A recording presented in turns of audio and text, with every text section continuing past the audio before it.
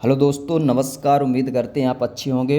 आज हम कक्षा 10वीं के हिंदी का पेपर, बहुत ही महत्वपूर्ण पेपर है। इसमें पहला प्रश्न हमारे पास, 10वें रस किसे माना जाता है? तो सिंगार रस को किसको वात्सल रस को माना जाता है। 10वां रस किसे माना जाता है? वात्सल को माना जाता है।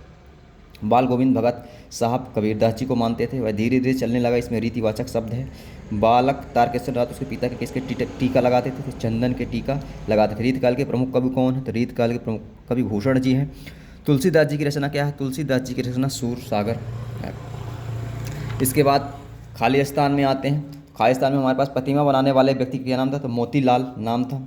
संधि कितने भेद होते? संधि के 3 भेद होते हैं। हिमालय की तीसरी सबसे बड़ी चोटी कौन होते हैं? कंचनजंगा है। सूरदास जी किसके गुरु थे? सूरदास जी के गुरु वल्लभाचार्य जी थे। चौपाई छंद के प्रत्येक चरण में कितनी मात्राएं हैं? तो 16 मात्रा होती है। प्रबंध काव्य कितने भेद होते हैं? तो प्रबंध काव्य के 2 भेद होते हैं। इसके बाद हमारे पास दिया है, सही जोड़ी दिया, अंधे की लाठी, एकमात्र सहारा, मैं क्यों लिखता हूँ, अंग्रेज जी के द्वारा लिखी गई। कामायनी एक क्या है? जयशंकर प्रसाद के द्वारा लिखी गई। मानवीय क्रियाओं में का आरोप रहता है, मानवीकरण अलंकार में रहता है। गद्य की प्रमुख विधा कौन है? निबंध। लखनवी अंदाज किसकी है? यशपाल जी की है। ठीक, तो ये दोस्तों हो गया। अब इसके बाद आता है एक वाक्य में उत्तर। एक वाक्य में उत्तर लिखिए। समास कितने भेद होते हैं? समास के 6 भेद होते हैं। एक अनार 100 बीमार करते लिखिए। थे चाहने वाले अधिक और संख्या जो संख्याएं वो कम है। भोलेनाथ के पिताजी गंगा में आटे की कितनी गोलियां प्रवाहित करते थे? भोलेनाथ के पिताजी गंगा में आटे की 500 गोलियां प्रवाहित करते थे। कवि निराला ने बादलों की तुलना किससे की है? तो कवि निराला जी ने बादलों की तुलना काले घुघराले बालों से की है। रस के कितने अंग होते हैं? तो रस के 4 अंग होते हैं। गद्य की 3 गौण विधाओं के नाम लिखिए।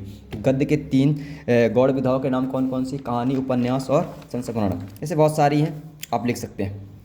आदमी ने पहल आग का आविष्कार किया था, ये सत्य है। जो जीता ना जा सके उसे अजय कहते हैं, सत्य है। पैर व्हील को घुमाने से पाप नहीं धुलते, ये सत्य है। हिरोशिमा में परमाणु गिरा था, ये सत्य है। मुख गया के स्वर चट्टान जैसे भारी और गंभीर थी, ये क्या है? ये सत्य है। दोहा एक सममात्रिक छंद थी, ये सत्य। दोहा एक अर्ध सममात्रिक छंद है। फिर इसके बाद दोस्तों हमारे पास ये आ जाते हैं प्रश्न उत्तर। ये प्रश्न उत्तर, जैसे ये मुहावरा दिया है, समास दिया है और ये प्रश्न दिया है।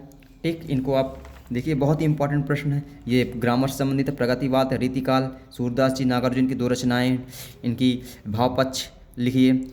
फिर ये हमारे पास है कविता शीर्षक, खंड काव्य की 2 विशेषताएं, श्रृंगार रस किसे कहते हैं, चौपाई छंद का उदाहरण, और अन्योक्ति अलंकार किसे कहते हैं। तो ये बहुत सारे प्रश्न हैं दोस्तों, ये प्रश्न जरूर पढ़ के जाइए। कहानी उपन्यास में अंतर, रेखाचित्र और संश्रमण में कोई अंतर, ये यशपाल और मनु भंडारी जी का कोई साहित्यिक परिचय। फिर इसके बाद ये हमारे पास मीठी बोली पर महत्व अनुच्छेद लिखी है, और ये संदर्भ प्रसंग व्याख्या है, और ये पद्य का संदर्भ प्रसंग व्याख्या है। इसको स्क्रीन वीडियो को रोकिए और इसको अपने बुक में टिक कीजिए।